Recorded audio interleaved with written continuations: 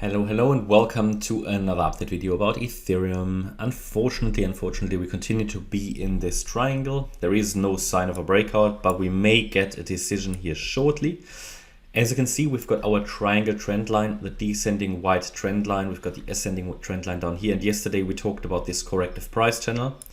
So as you can see, together with this yellow corrective price channel and the descending trend line of the triangle, we're heading into an apex. Yeah, those two trend lines are hitting.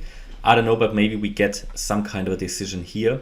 In contrast to Bitcoin, Ethereum did not break yesterday's high, which means yesterday's wave count stays intact. Yeah, we have a basically complete Elliott Wave triangle in an A, B, C, D, E pattern.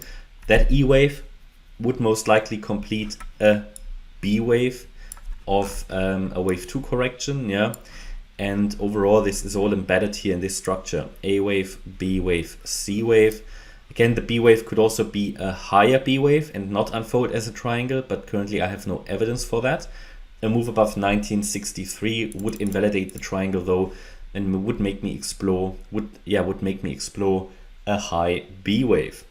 When do we know the triangle is breaking? Well, a really good indication that the triangle is breaking to the downside, which would be the expected direction, would be an initial break of 1810, and it would then need to follow through and also break the 1790 level. That would be confirmation that the triangle is broken. Until then, it can unfortunately move sideways. So even if we break now out of this corrective price channel to the downside, while it would be quite likely that the triangle is going to break, we need to wait for the market to actually do it. Yeah, we cannot really say, okay, this is going to happen tomorrow or whatever. Hopefully that's common sense. However, if the corrective price channel breaks to the downside, it would be worth watching, because then it could follow through and break the triangle finally to the downside. However, until those levels that are indicated, until they are broken, the triangle can always extend out further. It can always extend further. Important is that whenever we are caught in a pattern like that, to be flexible, to be able to change our views quickly. I explained that over the last few days, but so far the Elliott Wave triangle count has been the correct choice. Again, when we have a complete Elliott Wave count basically in this triangle, so it doesn't need to extend, but it can, of course, right?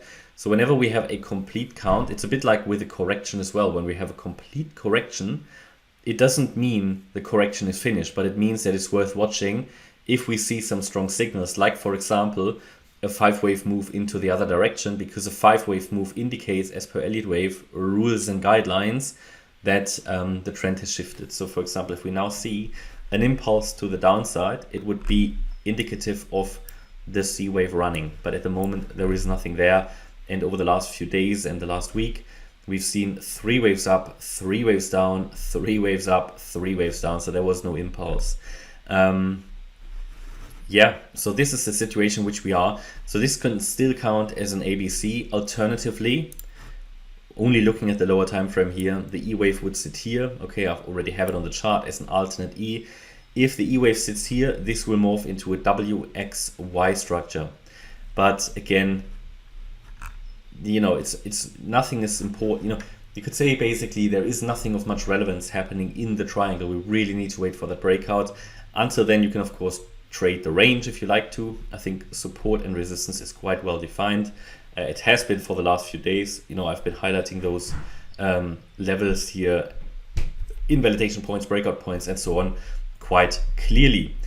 So continues to be worth watching if the E wave is complete. We're hovering below the descending trend line. We are moving up in a price channel. If the price channel breaks to the downside, it would at least be an indication that we head down to the trend line again. If it then manages to break below the D wave, now that's a different question.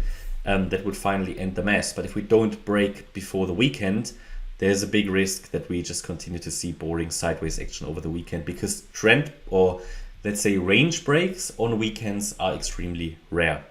All right, that's my update about Ethereum. I hope you liked the update. If you did, please hit the like button, leave a comment and subscribe. And if you really like the content, then please check out the channel membership. Thanks a lot for watching. Bye-bye.